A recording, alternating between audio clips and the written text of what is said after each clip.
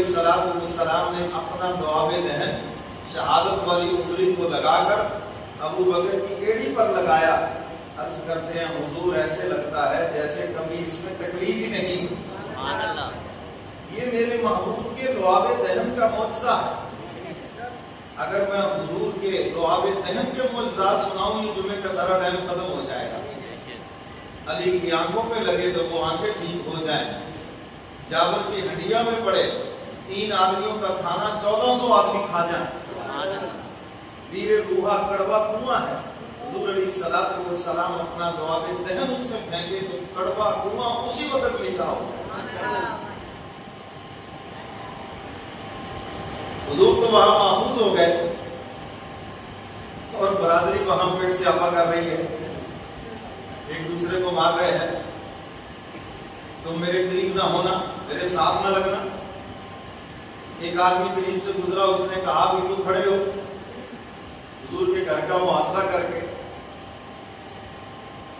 آج بھی بڑے بد نصیب ہیں جو حضور کے روضے تک چلے جاتے ہیں لیکن خالی آدمی واپس آ جاتے ہیں.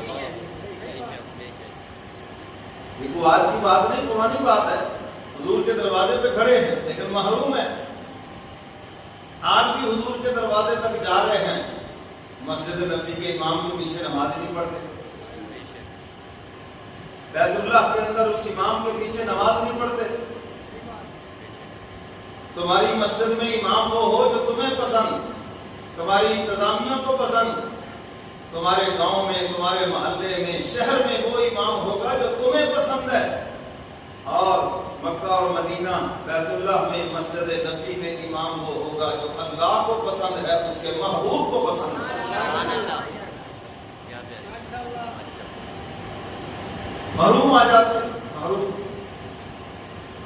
اذان ہوتی ہے تو مسجد سے بھاگ رہے ہوتے ہیں باہر. حدیث مبارکہ میں آتا ہے اذان ہوتی ہے, جہاں تک اذان کی آواز جاتی ہے شیطان وہ جگہ چھوڑ کے بھاگتا ہے. ہم نے تو وہاں حاجی بھاگتے دیکھے ہیں. تو میرے محترم سامعین, حضور کے دروازے پہ کھڑے ہیں. کسی نے کہا وہ چلے گئے, ناکام رہو گے تم. نے کہا نہیں, اندر ہیں حضور. عرب معاشرے میں یہ بہت بڑا عیب تھا کہ کسی کے گھر کے اندر داخل ہو جائیں, چادر اور چار دیواری کا تقدس پامال کریں. اس چیز کے وہ لوگ بہت خلاف تھے. آج تو یہ چیز معمولی ہے نا. اور ابو جہل جملے کس رہا ہے, ہمیں کہتے ہیں جی میرا کلمہ پڑھ لو, غلام بن جاؤ, عرب و عجم کے حکمران بن جاؤ گے, اور اب اپنی جان بچاؤ گے تو پتہ چلے گا. اور انہی کافروں کی امانتیں, 100 کافر تلواریں لے کے کھڑے ہیں, انہی کی امانتیں حضور کے پاس پڑی ہیں. حضور علیہ السلام نے سیدنا علی مرتضیٰ سے فرمایا صبح کو ان کی امانتیں واپس کرنا اور میرے پیچھے مدینہ چلے آنا. صبح ہوئی, اب دیکھا سیدنا علی مرتضیٰ اٹھتے ہیں تو ان سے سوال کرتے ہیں حضور کدھر ہے؟ میں گھر میں تو نہیں ہے. گھر میں نہیں ہے تو پھر کہاں ہے؟ میں تو گھر میں ہوں, باہر تم ہو, تمہیں پتا ہونا چاہیے, مجھے کیا پتا. ایک دوسرے کو سخت سست کہنے لگے, برا بھلا کہنے لگے. وہ فلاں آدمی نے جو کہا تھا بات اس کی ٹھیک تھی, کسی پہ اعتبار بھی کرو. اب کہنے لگے حضور کہاں گئے ہوں گے؟ کہنے لگے حضور تو ابو بکر کے پاس ہی گئے ہوں گے. نبوت کے بعد صداقت ہے, نبی نہیں ملے تو پھر صدیق ہے. وہاں چلتے ہیں, سیدنا صدیق اکبر کے دروازے پہ پہنچتے ہیں, دستک دی. حضرت اسماء باہر آتی ہیں, سیدنا صدیق اکبر کی چھوٹی بیٹی, بڑی بیٹی.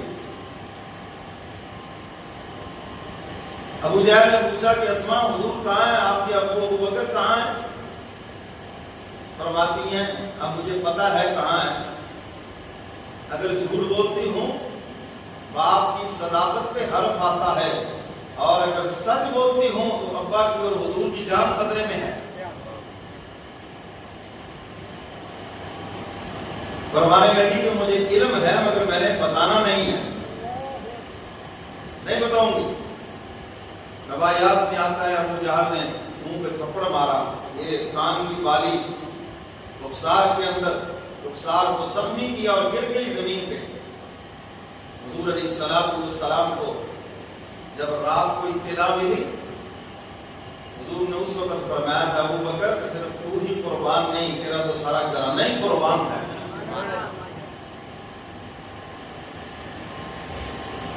آپ کے بیٹے سیدنا صدیق اکبر کے عبداللہ بن ابو بکر سارا دن مکہ کی خبر لیتے اور شام کو آ کر اس کی اطلاع کرتے۔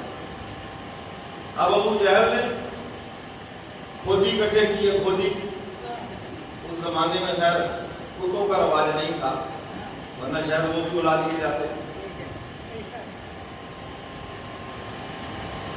کھوجیوں سے کہا کہ تھوڑا دیکھو کہاں جاتا ہے۔ اب وہ حضور کے گھر سے چلتے ہیں، کہتے ہیں جی ابو بکر کے گھر پہ آ گئے۔ ابو بکر کے گھر سے چلے غار ثور کی طرف، جب قریب گئے تو کہنے لگے اب یہ پیدل چلنے لگے ہیں، اونٹنیاں چھوڑ دی گئیں۔ پھر کہنے لگے کہ دو تھے پھر ایک ہو گئے، یہ کدھر گئے؟ ابھی کوئی کسی اور طرف نشان بھی نظر نہیں آتا، دو تھے ایک ہو گئے۔ اسی لیے تو کہتے ہیں صدیق عین نبوت ہے۔ اسی لیے تو حضور نے فرمایا کہ میرے بعد نبی آنا ہوتا تو عمر آتا، ابو بکر نہیں کہا، وہ تو عین نبوت ہے، نبوت کے رنگ میں اس قدر رنگ گئے۔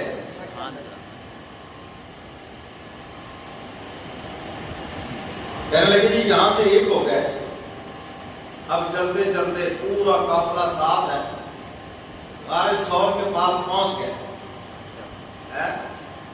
اب جب غار ثور کے پاس پہنچے تو اللہ نے بھی انتظام کیے نا آگے۔